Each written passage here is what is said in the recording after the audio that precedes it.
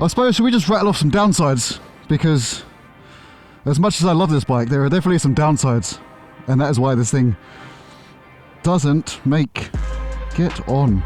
Honestly, quad lock, you make some seriously good locks, but sometimes getting the angle right just tests my patience.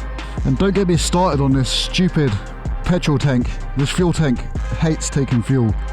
You have to get it at the right angle, otherwise it just keeps cutting out and spitting everywhere. But anyway, speaking of fuel tanks, what a genius idea. Let's have a Supermoto, which obviously we're going to buy because we want to wheelie them and do cool stuff like that, and stick a fuel tank right at the back, right above the exhaust. I mean, what could possibly go wrong? What's up, dudes? Welcome back. But yeah, man, thought I'd take you guys on a little quick spin because I'm doing exactly what this bike is intended for. Even though this bike has no purpose, I don't know what it's intended for. I don't know if that makes any sense, but what I'm trying to get at in this video is that these bikes serve no real purpose. I mean, it doesn't do anything other than like get from A to B.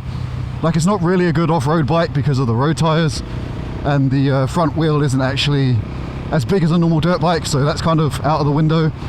It's not a passenger bike, even though it comes with spare foot pegs, so it's super uncomfortable when you put someone on the back. I've done it, and I have to really skelch up real forward, and it's super uncomfortable. The suspension just doesn't like it at all.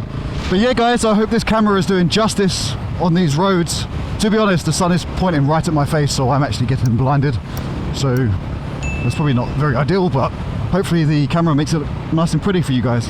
But we'll find out when we get back to the studio. And talking about the studio, I've actually done a bit of an upgrade in there. I've got myself a very good setup in terms of my next segment that I want to do on the channel. I've had a bit of a think, and I really want to put some effort into these videos and not just blurt out random stuff as I feel like I'm doing at the moment. If you guys are enjoying that, that's awesome, please let me know. But for the most part, I kind of try and squeeze in making these videos in between my actual day-to-day life.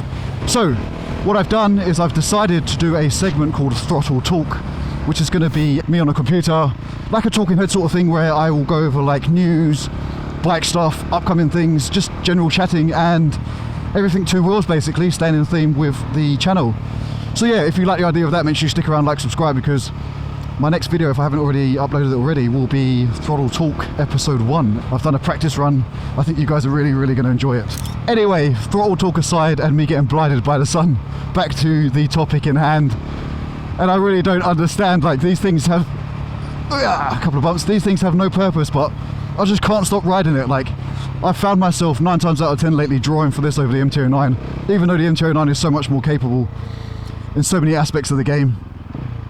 And yes, what a place to turn around, man. What a great idea. Anyhow, we move. So, I don't understand, like, why this gives me so much giggle factor. It's literally so much slower than my MT-09. It's so much less comfortable than my MT-09. In a lot of aspects, it's a lot less more capable than my MT-09. But it's just, I don't know, it's riding a dirt bike on the street, which is effectively what this is the best feeling ever. I feel so stupid and childish every time I jump on this. Like, honestly, I just want to jump around, bounce the suspension, look like an idiot. I don't care what people think, because inside this helmet, what you guys can't see, is a massive grin on my face. But let's use right now as an example. It's ice cold, like, I am absolutely chirping. I am cold underneath this thing. Make sure no one's going to hit me up the ass. But I'm pretty damn cold. And I still wanted to go out for a ride and make this video, even though I didn't have to. There's nothing forcing me to do this, other than when I look at this bike in the garage and it says, let's go for a ride, all I do is say, go on then. I'm not going to say no. So, what is it about these bikes that makes you overlook their flaws? Because, don't get me wrong, there's a lot of them. Like, reliability. Supermotos aren't tending to be the most reliable bikes, especially when you convert a dirt bike into one of these things on the street. Or, if you've got a 690, they're pretty damn good. However, they're still known for their issues, they still have their flaws. Oh man, that's a nice mural. That's pretty cool. Whoa. I'll tell you what, I can feel the temperature dropping by the second. So let's get this out of the way as quick as possible. And that moon looks super cool. I don't know if you guys can see it on the camera, probably not. Probably looks like a tiny little bead in the sky. Yeah, it looks really cool. So back to this. What is it that makes these things make you overlook their flaws? Because these things aren't without their problems, do not get me wrong. And for some reason, we put up with them and justify it just because they make you giggle. It makes no sense. So yeah, what is it about these bikes then that makes us overlook their flaws? Because there's a lot of them, like the fact that this bike I think was 22,000 New Zealand dollars. It doesn't make sense.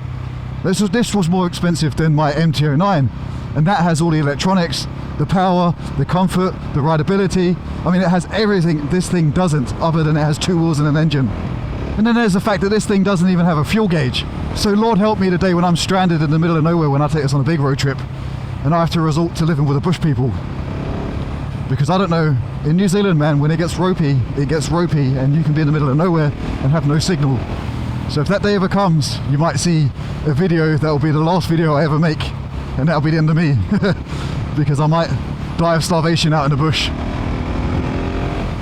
But seriously guys, they could have put a small, like anything, just a fuel gauge.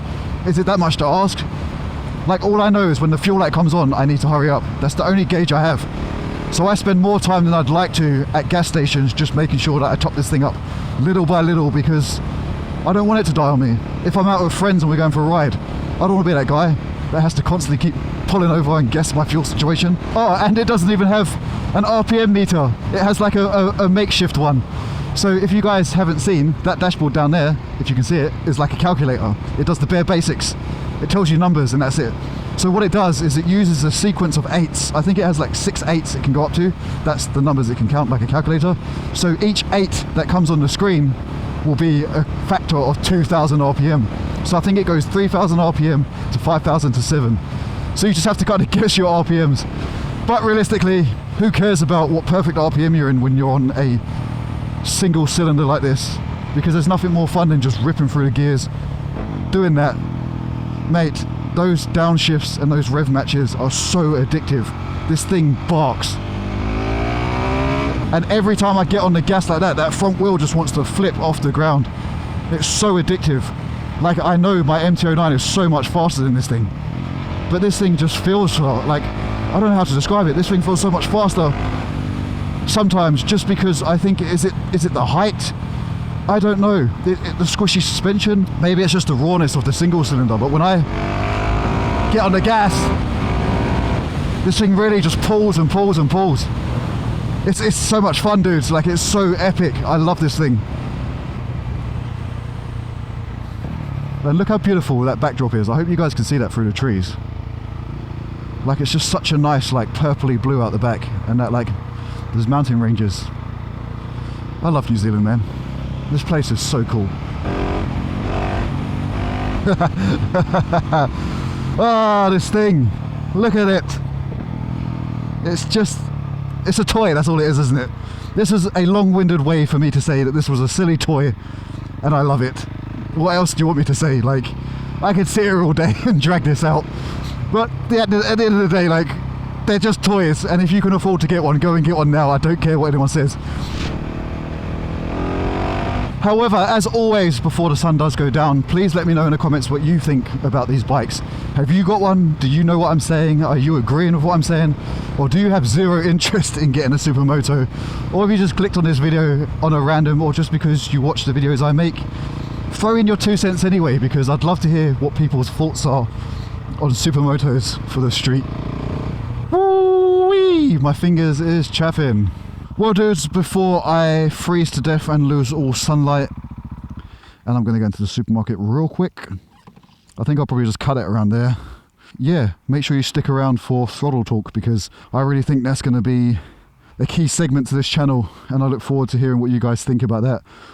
And with that being said, if there are any topics you want me to cover in the motorcycling world in terms of news, topics, general chit chat, throw them in the comments, always do, or head over to my Instagram and send me a DM. I'm always happy to oblige some of your guys' requests. It's all a bit of fun for me, so I'm never going to say no.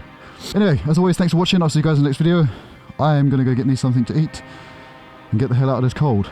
Like and subscribe. Bye bye.